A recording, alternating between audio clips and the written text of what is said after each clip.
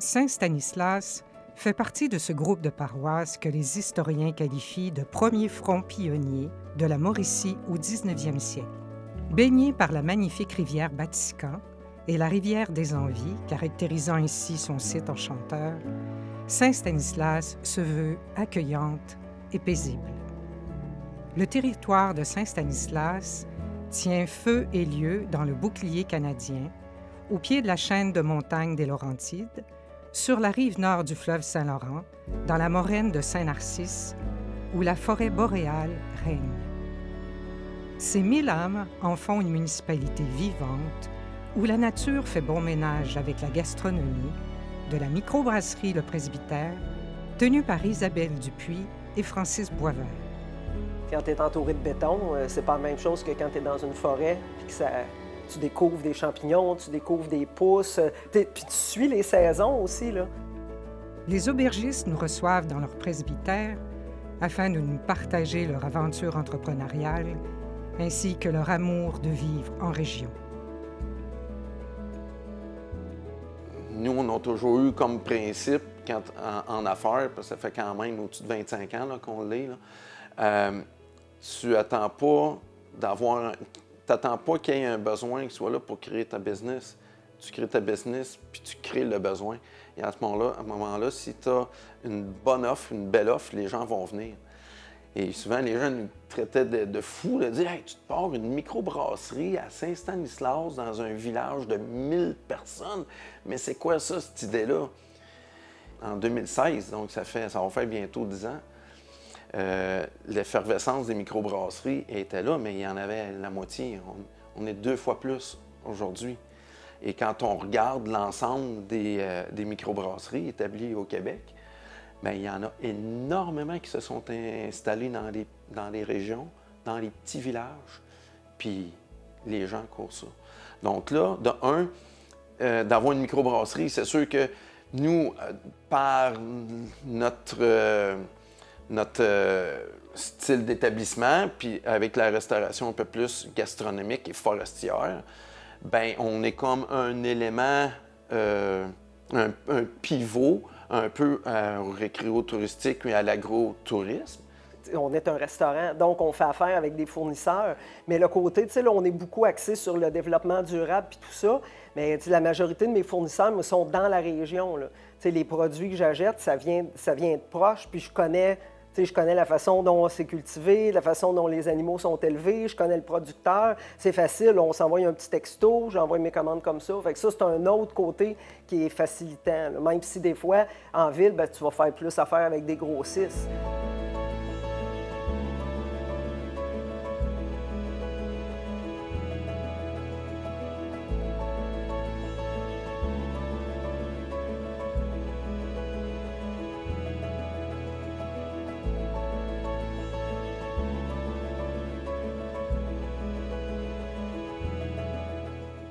T'sais, en arrière de notre maison, bien, on a une parcelle de terrain où on a développé une permaculture.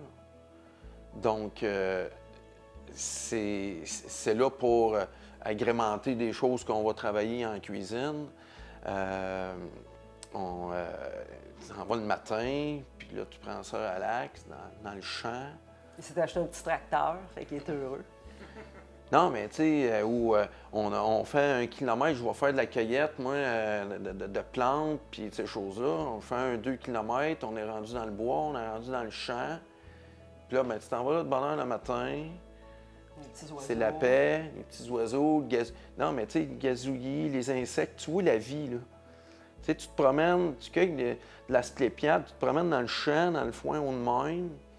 Puis là, tu vois tous les petits insectes qui butinent.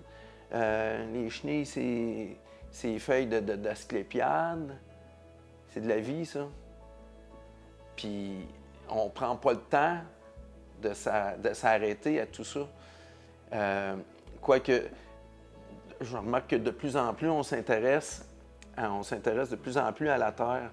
On s'en est aperçu depuis qu'on est ouvert, en faisant affaire avec des producteurs. En 2002, quand on a ouvert notre premier restaurant, des maraîchers, il n'y en avait pas beaucoup. Ils exploitaient asperges, maïs, fraises. Mais aujourd'hui, tu as de plus en plus de maraîchers qui viennent s'installer, puis ils font pousser toutes sortes de beaux produits hallucinants, là.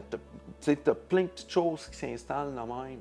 Donc, on a la chance d'avoir des ruches sur notre terrain, fait que ça, c'est vraiment le fun aussi. Là, Donc là, le retour à la terre est de plus en plus là. Puis, les gens s'intéressent à ça. La nouvelle génération, les jeunes sont... On aime ça savoir qu'est-ce qu'on mange. On veut pas que ça soit bourré d'OGM ou de toutes sortes d'affaires.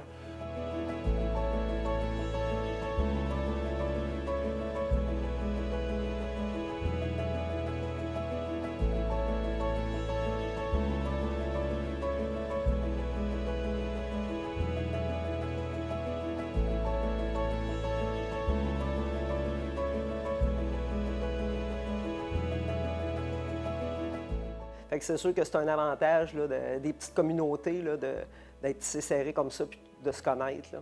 Surtout quand on a un commerce en plus, bien, les gens, il y a un lien d'appartenance plus proche que si on était juste un commerce sur une rue passante où c'est une vitrine, puis des fois les gens vont passer, mais là, ils connaissent vraiment les propriétaires, ils connaissent les enfants. Fait qu'on fait partie de l'écosystème là, de notre municipalité, en fait. Là. Quand tu arrives dans un endroit, même si je suis natif d'ici, de Saint-Stanislas, bien, les gens te connaissent un petit peu moins, puis tu connais un peu moins, mais là, c'est par la suite toute la socialisation qu'il y a. Tu vas dans des événements, tu vas dans des festivals qui organisent, etc. Tu réussis à te faire connaître, puis surtout que quand tu as un commerce, bien là, tu es un peu plus connu, tu rencontres les présidents d'Âge d'Or, les madames de l'Ophéance, les différents intervenants de d'autres organismes, puis c'est pas juste dans le village ici, mais c'est dans toute la région, là, dans toute la MRC, là, je pourrais dire. Là.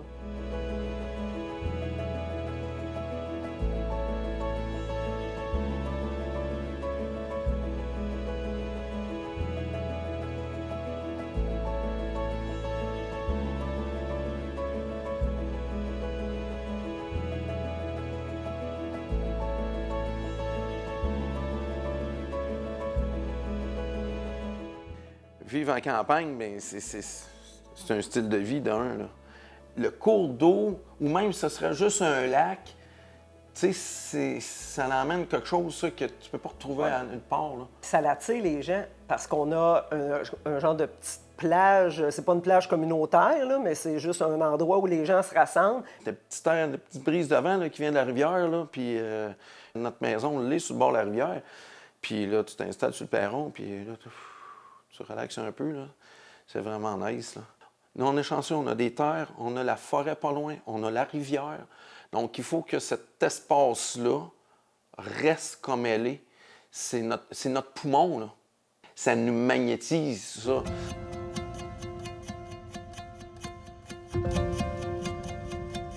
Je pense que c'est important de conserver nos terres agricoles, même si actuellement, ils ne sont pas exploités à leur 100 %.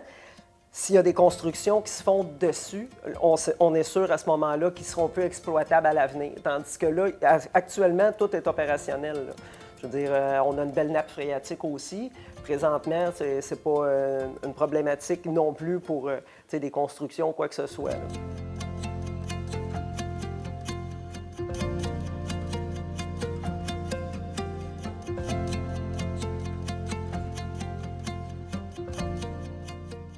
Mais qu'est-ce qui la rend si unique, Saint-Stanislas?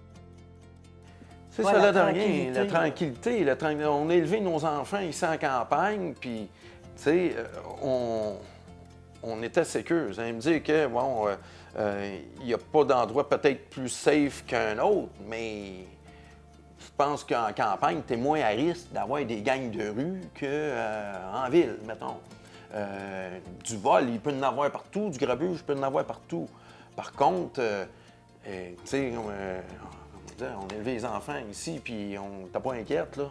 De pouvoir élever nos enfants dans un milieu rural où il y a une communauté quand même tissée serrée, les amis sont proches, on connaît les parents des amis, on connaît de quel milieu.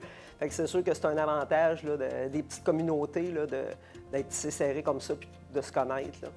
Mais la tranquillité, tu sais, on est propriétaire d'une auberge aussi, puis souvent, c'est des gens qui vont arriver de la ville, puis le lendemain matin, on leur demande, vous avez bien dormi?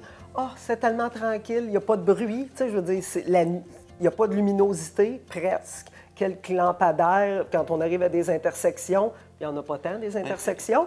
Il n'y a pas de camions qui passent la nuit, je veux dire, c'est vraiment tranquille. Fait qu'il y a le bruit sonore, il n'y en a pas. La luminosité, il n'y en a presque pas non plus. Fait que c'est, Il y a juste les dimanches matins que tu entends les cloches sonner. les cloches de l'église. Les cloches de l'église qui sonnent le dimanche matin, mais ça, c'est...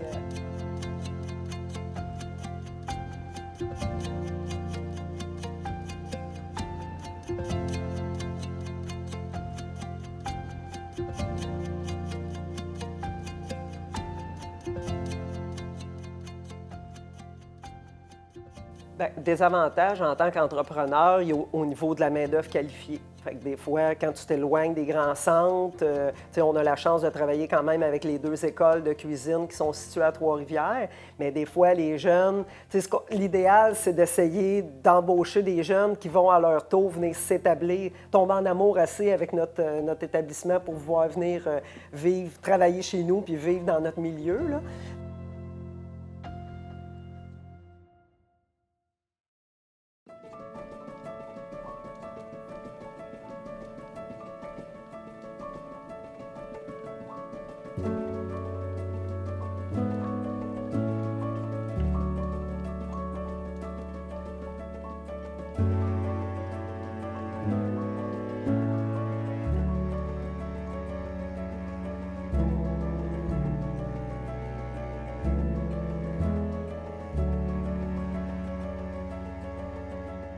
La nature, elle a beaucoup à nous apprendre. Mais si on détériore notre nature, si on détériore notre flore, si on la scrape, là, entre guillemets, là, ben, on est condamné à la perdition. Là. Puis il n'y a pas de revenez-y. Non. Pour Isabelle et Francis, vivre en région est un mélange d'entrepreneuriat, de tranquillité et de nature vivante.